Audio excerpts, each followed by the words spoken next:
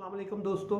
जैसा कि आपके इल्म में होगा कि मौजूदा हुकूमत अपना पहला बजट 10 जून 2022 को कौमी असम्बली में पेश करने जा रही है और मौजूदा माशी मुश्किलात के दौर में इन्होंने IMF का सिर्फ सहारा नहीं लिया बल्कि IMF के आगे घुटने टेक दिए हैं, जिसका नतीजा आपने पिछले एक हफ्ते में 60 रुपये तेल की कीमत में इजाफे की सूरत में है। लेकिन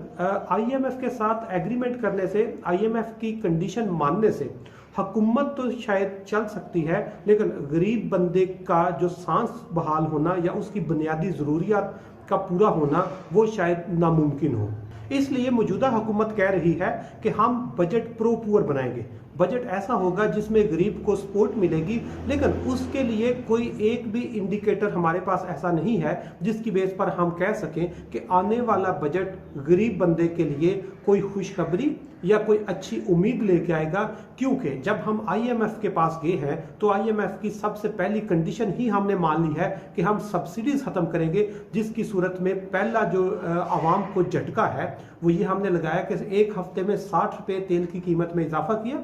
दूसरे नंबर पर हमारे वजीर खजाना ने ये स्टेटमेंट दी है कि हमें शायद IMF की बात मानकर जो पेट्रोल है ये 245 रुपये से 250 रुपये फी लीटर करना पड़े, जिससे IMF की एक और कंडीशन पूरी हो जाएगी। लेकिन जो ही हमारा पेट्रोल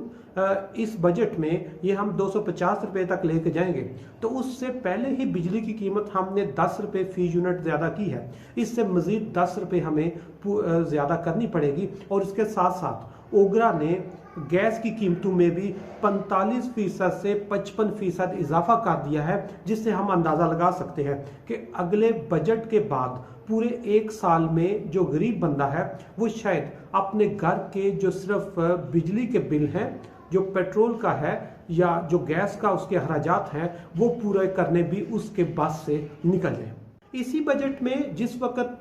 पेट्रोल की कीमत, बिजली की कीमत और गैस की कीमत में इजाफा होगा तो यकीनन पाकिस्तान में तमाम बुनियादी जो अशियाए ज़रूरत हैं, जिनमें रोटी, कपड़ा, मकान आता है, वो सब की कीमतों में इजाफा हो जाएगा, जिससे अगेन लोड जो है वो गरीब बंदे पर ही पड़ेगा, अमीर पर इसका शायद इतना ज़्यादा लोड ना पड़े। तीसरे नंबर पर हुकूमत इस साल के बजट में टैक्स में खसूसी इजाफा करने जा रही है, क्योंकि 2021-22 में जो टैक्स कलेक्शन थी ये तकरीबन 5.8 ट्रिलियन या 5800 अरब रुपए जो है ये इनका टारगेट था। लेकिन इस साल 2022-23 के बजट में ये अपना टारगेट बढ़ाकर 7.2 ट्रिलियन या आप कह सकते हैं 7200 अरब रुपए का टारगेट कर रहे हैं, जिससे जब ये टैक्स कलेक्शन का टारगेट पिछले साल से 20% ज्यादा रखेंगे तो वो यकीनन वो भी आवाम की जेब से ही इन्होंने इकट्ठे करना है। और आवाम की जेब से टैक्स निकालने के लिए इन्होंने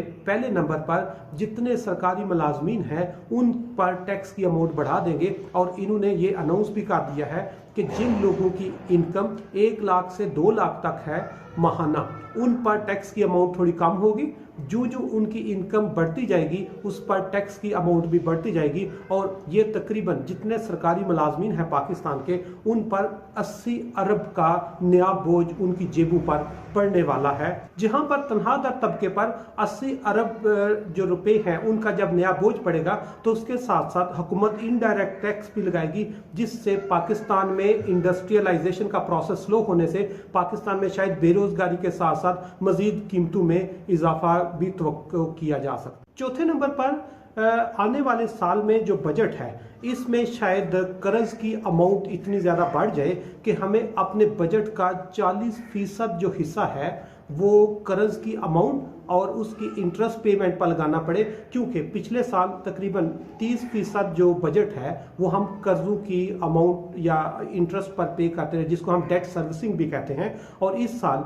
कर्जा ज़्यादा होने की वजह से ये अमाउंट शायद बजट का 40% हो जाए, क्योंकि वजीर खजाना ने यह भी कहा है कि अगले साल हमें 30 से 35 अरब डॉलर का नया कर्जा लेना पड़ेगा, जिसमें से 20 अरब डॉलर हमने कर्जे की पहली किस्तें और शरह सूद की वापसी के साथ कोई 4 से 5 अरब डॉलर ये अपने रिजर्व में रखना चाहते हैं। और कुछ जो डेफिसिट आ रहे हैं उसके लिए, इसलिए कम अज कम अगले साल इनका टारगेट है 30 से 35 अरब डॉलर का नया कर्जा लिया जाए, जो अगेन हमारी आवाम पर ही बोझ होएगा। और इस बजट में जो आखिरी हिस्सा, जो सबसे इंपॉर्टेंट एस्पेक्ट होता है, उसको सबसे आखिर पे हमने छोड़ा होता है, जिसको हम डेवलपमेंटल एक्सपेंडिचर कहते हैं, जो इंफ्रास्ट्रक्चर डेवलपमेंट, हेल्थ, एजुकेशन और इस तरह की चीज़ों पे लगता है। और वो अमाउंट सिर्फ हमारे पास शायद 700 अरब रह जाए, क्योंकि वज़ीर planning and development Ahsan Iqbal ने कहा है कि डेवलपमेंट एक्सपेंडिचर जो है वो शायद सिर्फ 700 अरब रह जाए,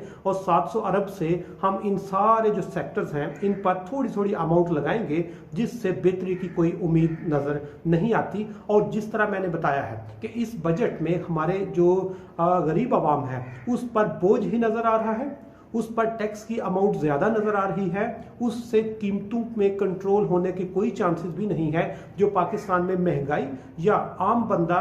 जो रोटी कपड़ा और मकान है उसकी शायद वो भी रेंज से निकल जाए। और साथ साथ हुकूमत ये भी ऐलान करेगी कि ये हुकूमत गरीब नवाज है, ये बजट जो है ये प्रो पुअर है, लेकिन इसमें गरीब के लिए कोई उम्मीद नज़र नहीं आ रही।